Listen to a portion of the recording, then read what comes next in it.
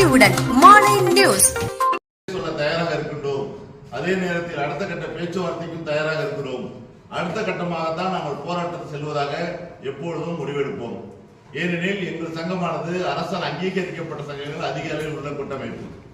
ஆகவே ஏற்கனவே நாங்கள் கேட்டவாறு கோரிக்கைகள் அறிவித்தாலும் முழுமையாக எங்களது கோரிக்கைகளை அரசு நிறைவேற்றவில்லை. இன்னும் சொல்லப்போனால் பங்களிப்பு ஓய்வூதிய திட்டம் தொடர்பாக ஏறக்குறை 22 வருடங்களாக நாங்கள் தொடர்ந்து போராடி கொண்டிருக்கிற நேரத்தில் அதற்கான முழு நிவாரணம் இன்னும் கிடைக்கப்பெறவில்லை. ஆகவே 28/4/2025 அன்று மாண்புமிகு தமிழ்நாடு முதலமைச்சர் அவர்கள் அறிவித்த மறுநாள் நேரடியாக முதலமைச்சர் சந்தித்து பேசினோம். அப்பொழுது பேசும்போது கூட மீதி இருக்கின்ற கோரிக்கைகள், அதாவது பங்களிப்பு ஓய்வூதிய திட்டம் உள்ளிட்ட இதர கோரிக்கைகள் தொடர்பாக விரைவில் நிறைவேற்றப்படும் என முதலமைச்சர் அறிவித்தார்கள். அதோடு மட்டுமின்றி நீங்கள் கேட்டுக்கொண்டவாறு பங்களிப்பு ஓய்வு திட்டம் உள்ளிட்ட ஓய்வூதிய திட்டம் தொடர்பாக அந்த குழுவினுடைய காலக்கெடுவையும் குறைத்திருக்கிறோம் என்ற செய்தியை முதலமைச்சர் அவர்கள் தெரிவித்தார்கள். ஆகவே இது தொடர்பாக மேற்கொண்டு பெரிய முயற்சி எடுக்காத காரணத்தினால் நாங்கள் உடனடியாக கோட்டாட்சியர் சார்பில் மாநில உயர்மட்ட கூட்டத்தை கூட்டி அடுத்த கட்ட நடவடிக்கை திட்டமிடுவதற்காக கூட்டத்தை கூட்டுறோம். இந்த கூட்டத்தில் பல்வேறு முடிவுகள் எடுத்திருக்கின்றோம்.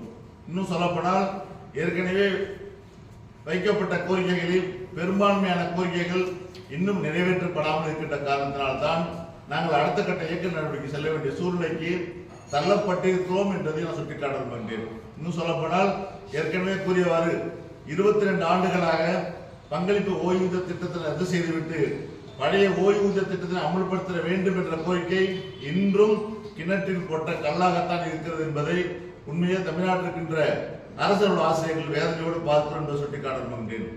ஏனெனில் இது தொடர்பாக மாண்புமிகு தமிழ்நாடு முதலமைச்சர் அவர்கள் ஓய்வூதியம் தொடர்பாக, அதாவது சொல்லப்போனால் பங்களிப்பு ஓய்வூதிய திட்டம், ஒருங்கிணைந்த ஓய்வூதிய திட்டம் உள்ளிட்ட திட்டங்கள் எல்லாம் ஒருங்கிணைத்து எப்படி திட்டம் ஓய்வு திட்டம் அறிவிக்கலாம் என முடிவெடுப்பதற்காக ஊரக வளர்ச்சி மற்றும் ஊராட்சி துறையுடைய கூடுதல் தலைமை செயலாளர் மரியாதைக்குரிய IAS அதிகாரி ககன்சிங் பேடி தலைமையில் ஒரு குழுவானது அமைத்திருந்தார்கள். அந்த குழுவின் சார்பில் இங்கே நாங்கள் தமிழ்நாடு அரசுடைய சார்பாக முதல் சங்கமாக பேசினோம். இங்க இருக்கின்ற பெரும்பான்மை எல்லா சங்கமும் அந்த குழுவில் நேரடியாக கலந்து கொண்டு தங்களுடைய கருத்துக்களை தெரிவித்தார்கள். இன்னும் சொல்லப்போனால் 194 சங்கங்களை அந்த குழுவானது அழைத்து பேசியது. அது பேசிய பெரும்பான்மையான சங்கங்கள் ஏறக்குறைய 98% மேல் உள்ள சங்கங்கள் எல்லாமே பழைய ஓய்வு திட்டம் தான் வேண்டும் என்று அறுதியிட்டு கேட்டுக்கொண்டார்கள். அதே போல அந்த குழுவில் நாங்கள் கலந்து கொண்டு பேசும்போது முக்கியமாக கூறிய வார்த்தை, இந்த குழுவினுடைய காலக்கெடுவை நீட்டிக்க கூடாது என்று கோரிக்கை வைத்திருந்தோம். ஆனால் நிச்சயமாக நீட்டிக்கப்படாது என்று கூறியிருந்தார்கள். 30/9/2025க்குள் இந்த குழுவினுடைய அறிக்கை கொடுக்கப்பட வேண்டும் என்று காலக்கெடு நிர்ணயிக்கப்பட்டிருந்தது. ஆனால் நாங்கள் எதிர்பார்த்ததற்கு மாறாக இடைக்கால அறிக்கையாக கொடுக்கிறோம் என்று அரசு அறிவித்தது. ஆனால் அரசு அறிவித்ததை தவிர யாரிடம் கொடுத்தார்கள், எப்படி கொடுத்தார்கள், யாரெல்லாம் இருந்தார்கள், அந்த இடைக்கால அறிக்கை என்ன இருக்கிறது என்பதை இதுவரை பூதாகரமான செய்தியாக தான் இருக்கிறது தவிர எந்த செய்தியும் முழுமையாக உணர முடியவில்லை. அந்த 39 காலக்கெடு முடிந்தும் கூட இதுவரை இந்த ஓய்வூதிய திட்டம் தொடர்பாக எந்த முடிவையும் அரசு அறிவிக்காத காரணத்தினால் நாங்கள் இது தொடர்பாக அடுத்த கட்ட நடவடிக்கை செல்ல வேண்டிய சூழ்நிலைக்கு தள்ளப்பட்டிருக்கின்றோம். இன்னும் சொல்லப்படால் 22 ஆண்டுகளாக எப்பொழுதும் முதல் கோரிக்கையாக வைத்திருப்பதை போல இப்பவும் நாங்கள் முதல் கோரிக்கையாக முன்மொழிந்திருக்கிறோம். நிச்சயமாக பங்களிப்பு ஓய்வு திட்டத்தினை முழுமையாக ரத்து செய்துவிட்டு பழைய ஓய்வூதிய திட்டத்தை அமல்படுத்த வேண்டும் என்ற கோரிக்கையை நாங்கள் பிரதானமான கோரிக்கையை மீண்டும் நாங்கள் அரசுக்கு தெரிவித்திருக்கின்றோம். அதே போல கடந்த 7வது ஊதிய குழுவானது அக்டோபர் மாதம் 2017 1ஆம் தேதியிலிருந்து அறிவிக்கப்பட்டது. ஆனால் 1/1/2016 30/9/2017 வரை ஏறக்குறைய 21 மாத ஊதிய குழு நிலுவையானது இதுவரை அறிவிக்கப்படாமல் இருக்கிறது. ஆகவே மாண்புமிகு தமிழ்நாடு முதலமைச்சர் அவர்கள் இது கவனம் செலுத்தி 21 மாத ஊதிய குழு நிலுவினை வழங்கிட வேண்டும் என்ற கோரிக்கையும் நாங்கள் விடுத்திருக்கின்றோம். அதே போல கருணை அடிப்படையிலான பணி நியமனத்தில் முன்பெல்லாம் ஒரு சீனிங் இல்லாமல் இருந்தது. அந்த கருணை அடிப்படையிலான பணி நியமனங்கள் உடனடியாக வழங்கப்பட்டு வந்தது.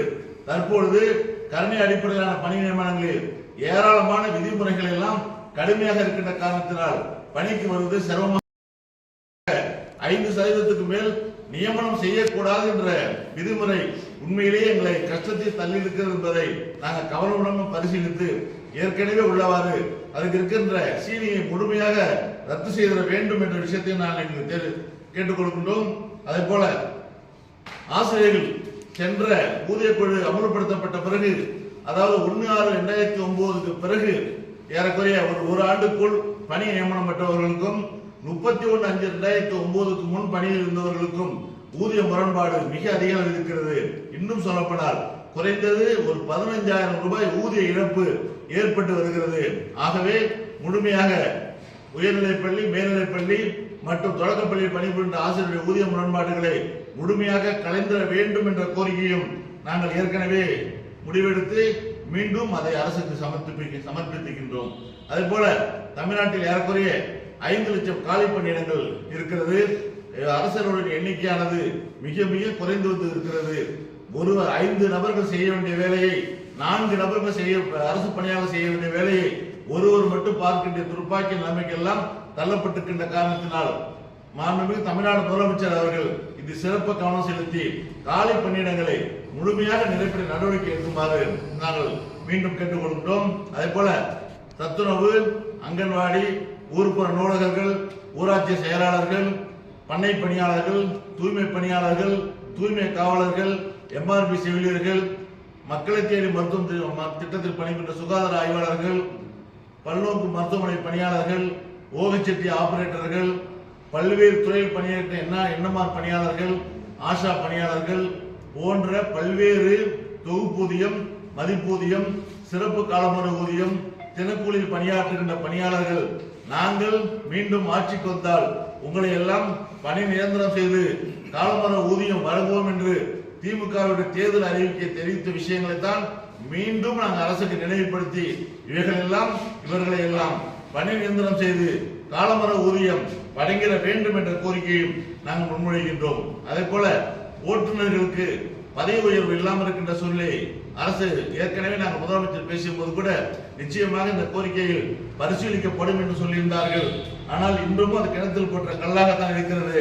ஆகவே 7 வருடம் முடித்த ஓட்டுநர்களுக்கு நிலை 3ஆக பதவி உயர்வு வழங்கிட வேண்டும் எனவும், 14 ஆண்டுகள் முடித்தவர்களுக்கு நிலை 2ஆக பதவி உயர்வு வழங்கிட வேண்டும், 15 ஆண்டு முடித்தவர்களுக்கு நிலை 1ஆக பதவி உயர்வு, வேறு பதவி உயர்வு வழங்காவிட்டாலும் கூட இந்த நிலை 3, 2, 1ஆக வழங்கினால் அது ஒரு பதவி உயர்வாக அடுத்த கட்ட ஊதிய உயர்வு கிடைப்பதற்கு வாய்ப்பாக இருக்கின்ற அடிப்படையில் அதை நிச்சயமாக செய்து கொடுக்கும் என்று எண்ணுகின்றோம். அதே போல அரசு அலுவலர்களுக்கு அந்த வட்டார அளவில் தான் பணிமூப்பு பதவி உயர்வு எல்லாம் வழங்கி கொண்டிருந்தார்கள். அது முழுமையாக இந்த அரசு ரத்து செய்துவிட்டு மாநில அளவிலான பதவி உயர்வும் பணிமூப்பும் வழங்கியது உண்மையிலேயே குறிப்பாக தொடக்க பணி பதிவு கொண்ட ஆசிரியர்கள் எல்லாம் மிகவும் பாதிக்கப்பட்டிருக்கிறார்கள். அதை உடனடியாக களையப்பட வேண்டும் என்று நாங்கள் தொடர்ந்து கோரிக்கை வைத்திருந்தாலும் கூட அரசு தற்போது அதை செயல்படுத்தி வருகிறது. ஆகவேதான் நாங்களும் சற்று அழுத்தத்தை குறைத்து அதை ஒன்றிய அளவில் என்பதை குறைந்தபட்சம் மாவட்ட அளவிலான சீனியாரிட்டி பணிமூப்பையாவது அரசு நிர்ணயம் செய்த வேண்டும் என்ற கோரிக்கையை தொடர்ந்து நாங்கள் வைத்திருக்கின்றோம். ஆகவே மீண்டும் இந்த கூட்டத்தில் நாங்கள் முடிவெடுத்திருக்கின்ற சுட்டிக்காட்ட விரும்புகின்றேன்.